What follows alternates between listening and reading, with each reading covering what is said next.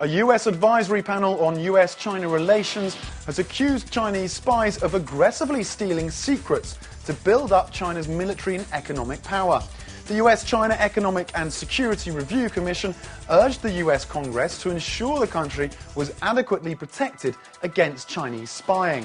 A Chinese embassy spokesman in Washington dismissed the allegations as baseless and irresponsible. Washington's ambassador to Beijing has hit out at negative US media coverage of President Barack Obama's visit to China, saying it failed to take into account important progress on many issues.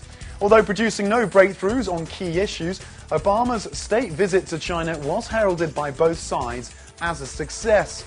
The trip was the top news story in China. However, much of the US media coverage was strongly negative, accusing Obama of failing to gain concessions on key issues such as Iran's nuclear program and climate change, as well as being weak on human rights. Ambassador John Huntsman said the reports missed the fact that the visit had yielded important progress on cooperation in areas such as clean energy, military-to-military exchanges, and stopping the spread of nuclear weapons.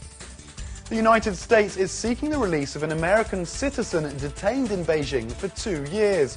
Shui Feng, a geologist born in China, was detained late in 2007 after negotiating the sale of an oil industry database to his employer at the time, a US-based consultancy.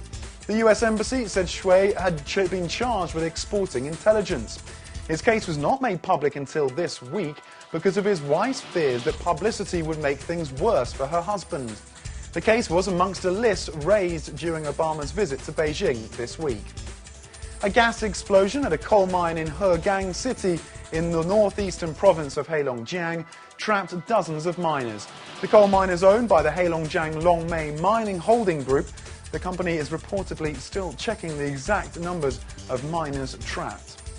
China's economy is forecast to grow more than 9% next year on the growth of domestic consumption and improving exports.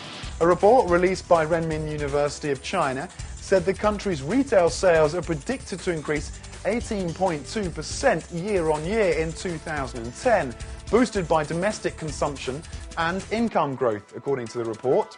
China's retail sales in October rose 16.2% year-on-year to just over $170 billion. State media reports that 3 sailors died and 2 are missing after a North Korean cargo ship was wrecked on northeastern China's Dalian port. The ship sank about 90 sea miles east of Dalian with 20 seamen on board.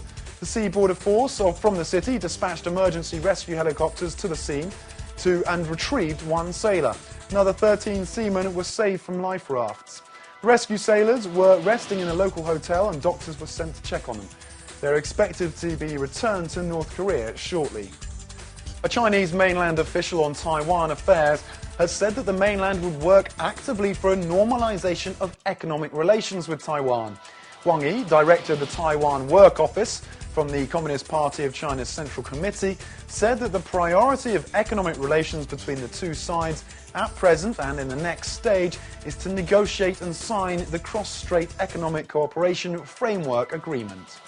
And that's the BON headlines for now, but we'll be back with more news after this.